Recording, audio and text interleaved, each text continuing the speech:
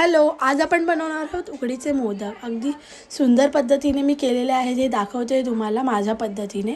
आज संकष्टी होती, त्यानिमित्ताने विचार केला की मोदक थोडेसे करावे. त्यासाठी मी घेतलेलं आहे इथे 1 वाटी गूळ. गुळाचे असे तुकडे करून पूर्ण वितळवून घेतलेलं आहे. त्यानंतर मी 2 नारळ किसून घेतलेले आहेत. ते व्यवस्थितपणे मिश्रण मिक्स करून घ्यायचं आहे. गूळ व खोबरं हे एकजीव झालं पाहिजे, अशा पद्धतीने मिक्स करून घ्यायचं आहे. हे बघा, इथे मी पूर्णपणे मिक्स केल्यानंतर एकजीव झालेलं आहे. थोडं ओलसर वाटत आहे, त्यामुळे मी अजून 5 मिनटं ठेवत आहे. हे बघा, 5 मिनटानंतर यात 1 चमचा वेलची पूड घालून व्यवस्थित पुन्हा एकजीव करून घ्यायचं आहे. त्यानंतर हे मिश्रण थंड करत ठेवायचं आहे. त्यानंतर इथे आपल्याला घ्यायचं आहे पिठाची उकड काढण्यासाठी पाणी. 1 ग्लास पाणी घेतलेलं आहे. त्यानंतर मी 1 चमचाभर मीठ व साखर टाकत आहे. साखर यासाठी टाकत आहे की साखर टाकल्याने थोडासा पिठाला चांगला गोडवा येतो. त्यानंतर मी मोदकाचं पीठ घेतलेलं आहे.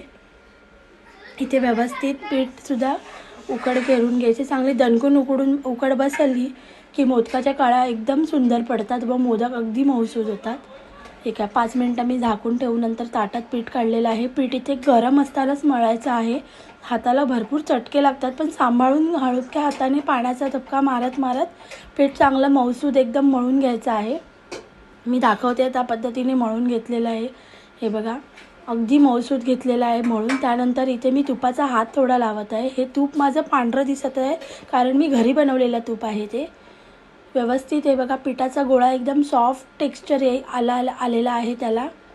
हे बघा, रेडी आहे. त्यानंतर मी इथे गॅस चालू करून पाण्याचं पातेलं ठेवलेलं आहे. कारण पाणी उकळण्यासाठी ठेवलं आहे. त्यावर चाळण ठेवून केळीचे पान ठेवलेलं आहे, जेणेकरून मोदक चाळणीला चिकटू नये. इथे माझ्याकडे प्रेस मशीन होती, त्यामुळे मी प्रेस मशीनवर ही अशी पातळ अशी पारी करून घेतलेली आहे. मोदकाची पाडी जितकी पातळ असेल तितक्या कळ्या सुंदर पडतात मोदकाला.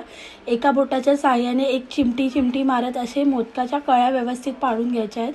1-1 सेंटीमीटरचा गॅप द्यायचा आहे, जेणेकरून जवळजवळ जितक्या पाडाल कळ्या तितका तुमचा मोदक सुंदर व सुबक दिसेल.